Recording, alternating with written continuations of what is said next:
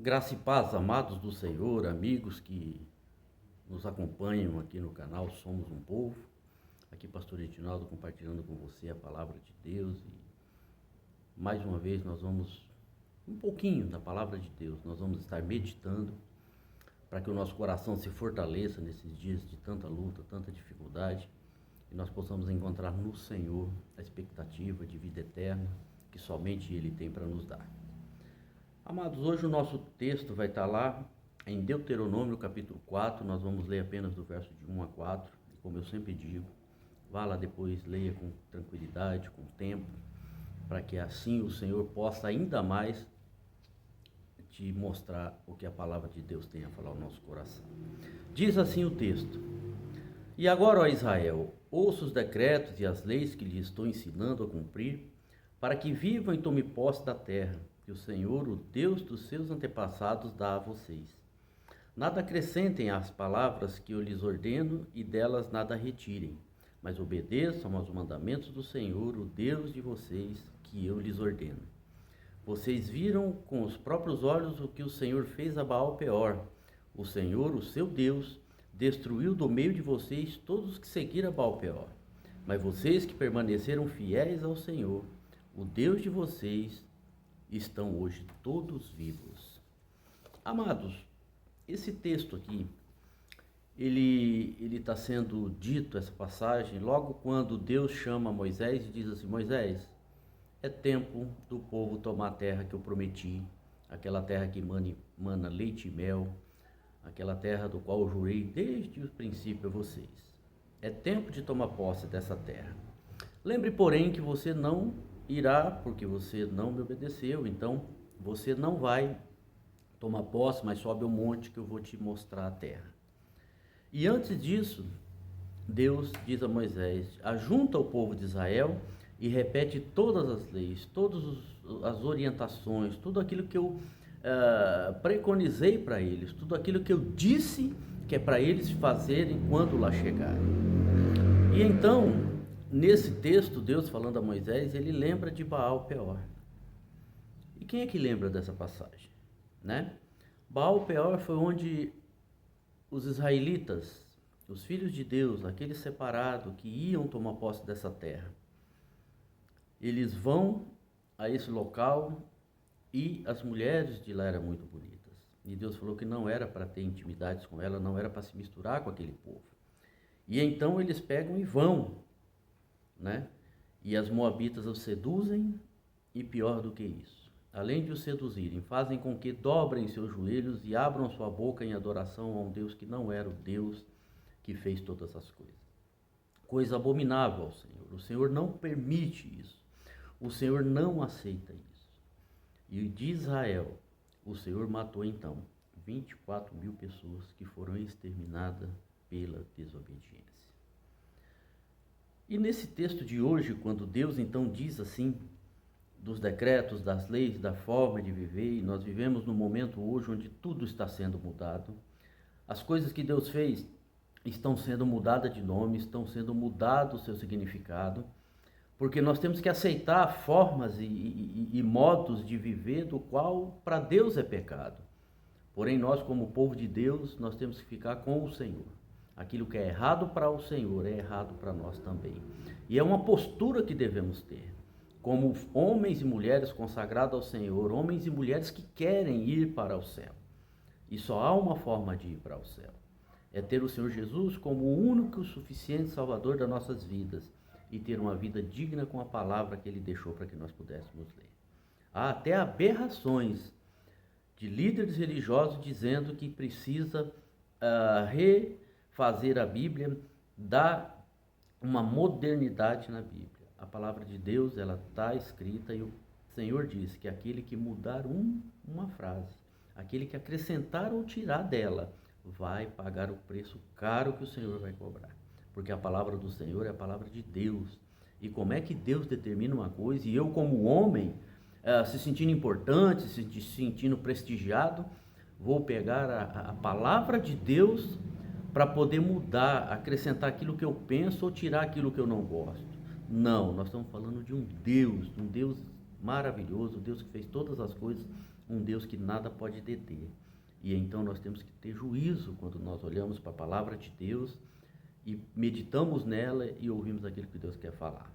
A Bíblia não é amuleto, a Bíblia não é para ser comprada e colocada em cima de armário, ainda que seja aberta ou fechada. Ela tem que ter aquelas palavras inseridas na nossa mente, no nosso coração, e a partir do conhecimento da palavra de Deus, nós termos as nossas decisões cotidianas, toda hora. Tudo que eu for decidir vai ser embasado na palavra de Deus. E essa palavra de Deus é que me dá vida. Como lemos no texto, aqueles que desobedeceram morreram. E aqueles que estavam ali para poder alcançar a terra prometida, estavam vivos porque o Senhor assim os manteve. Mas lembrando de Baal-peor, qual que era o procedimento? Se vocês pegarem a palavra de Deus e lerem lá sobre Balaão, vocês vão ver que Balaão era um profeta cujo rei, né, Moabita, ele chamou Balaão para que Balaão então amaldiçoasse Israel. E Balaão diz para o rei, não, o senhor é louco, eu não posso fazer isso. Né? Como é que eu vou amaldiçoar um povo que Deus abençoou? Só que Balaão, ele era meio político. Né? Ele queria se dar bem com todos e na possibilidade de ganhar um dinheirinho fácil, então ele se vendeu. Então o que ele fez? Ele disse, eu não vou amaldiçoar o povo, muito pelo contrário, ele abençoou. Porém, ele ensinou ao rei o que ele podia fazer para poder então derrotar Israel. E então ele falou, diz, olha, peça para Israel olhar para as meninas, para as moças lá de Moabe. E assim, o que aconteceu? O coração desses homens, ao invés de olhar para a palavra de Deus, olhar para aquilo que Deus determinou, ao invés de olhar para a sua família, para o seu futuro, porque quando nós casamos, nós investimos no nosso futuro. Essa esposa será aquela que vai nos ajudar a construir um lar, a construir uma casa, a administrar, a organizar. A palavra de Deus diz que essa mulher, que essa esposa vai ser a nossa auxiliadora perfeita, idônea, digna, né? E assim também, você que tem seu marido, o seu marido vai ser o líder, vai ser a coluna, vai ser o homem forte, onde Deus vai dar sabedoria para tomar decisão. Então, meus amados, ele fala com Israel, quando ele vai cumprir a promessa de entregar a terra, a terra que manava leite e mel, a terra que ia dar fartura, a terra que ia prosperar o povo de Israel. Então, ao invés de eles chegarem lá e serem fiéis ao Senhor e desfrutar de toda a promessa de Deus, eles abriram mão e caíram em pecado. Para nossa reflexão final, o que nós estamos fazendo com aquilo que estamos aprendendo da palavra de Deus? Você, quando vem aqui no canal, escuta esse pequeno trecho de meditação, você coloca essa palavra no teu coração, você se coloca na condição de que precisa realmente desse Deus, de compartilhar a tua vida com esse Deus, de falar com esse Deus daquilo que vocês pretendem investir, ou falar para Deus aquilo que você não está sentindo bem. Deus sabe de todas as coisas, mas Ele precisa que você fale com Ele, porque Ele quer falar com você. Ir à igreja é maravilhoso, é muito bom e tem que ser, tem que ir. Ler a Bíblia é muito bom, tem que ler, tem que aprender, mas a intimidade com o Senhor, né? Às vezes eu pergunto tudo para os outros e não falo com Deus. Deus, como falou a Israel, Ele quer falar ao seu coração como Ele tem falado ao meu coração. Meus queridos, a nossa vida é tão curta. Eu lembro quando fiz 20 anos, eu tinha um monte de coisa para fazer e hoje já estou chegando naquela idade onde a gente começa a ficar velho.